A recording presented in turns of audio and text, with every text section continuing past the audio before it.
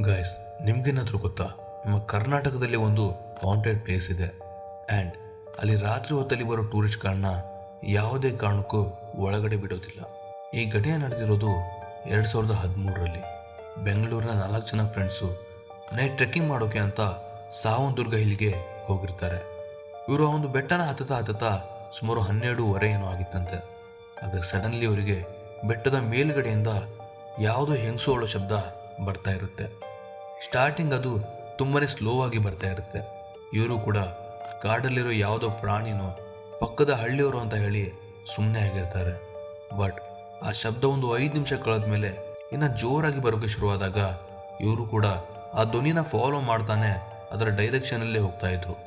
But ಆ ಒಂದು ಅಳ್ಳೋ ಶಬ್ದ ಇವ್ರು ಎಷ್ಟು ಮುಂದೆ ಹೋಗ್ತಾರೋ ಅದು ಕೂಡ ಇನ್ನು ದೂರದಲ್ಲೇ ಕೇಳಿಸ್ತಾ ಇತ್ತು.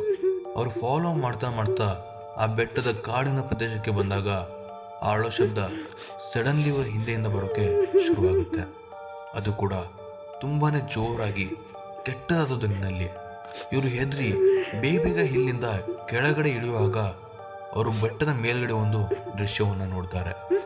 ಕೆಂಪು ಸೀರೆ ಉಟ್ಕೊಂಡಿರೋ ಒಬ್ಳು ಹೆಂಗಸು ಇವ್ರನ್ನ ನೋಡಿನೇ ಜೋರಾಗಿ ಅಳ್ತಾ ಚೀರಾಡ್ತಾ ಇರ್ತಾಳೆ. ಆ ಒಂದು ದೃಶ್ಯ ಇವರ ಕಣ್ಣಲ್ಲೇ ಕಟ್ಟದಾಗಿತ್ತಂತೆ.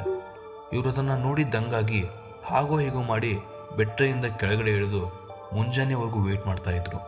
ಮುಂಜಾನೆ ಆದಮೇಲೆ ಅಲ್ಲಿನ ಫಾರೆಸ್ಟ್ ಗಾರ್ಡ್ ಆದ ಶಿವಣ್ಣ ಅವರಿಗೆ ಇದನ್ನು ತಿಳಿಸಿದಾಗ ಅವರು, ಇದು ನಿಮಗೆ ಮಾತ್ರ ಅಲ್ಲ, ತುಂಬ ಜನರಿಗೆ ಆಗಿದೆ, ಹಾಗಾಗಿ ನಾವು ರಾತ್ರಿ ಹೊತ್ತಲ್ಲಿ ಇಲ್ಲಿ ಯಾರನ್ನೂ ಬಿಡೋದಿಲ್ಲ ಅಂತ ಹೇಳಿ ಅವ್ರನ್ನೂ ಕೂಡ ಮನೆಗೆ ಕಳಿಸ್ತಾರೆ.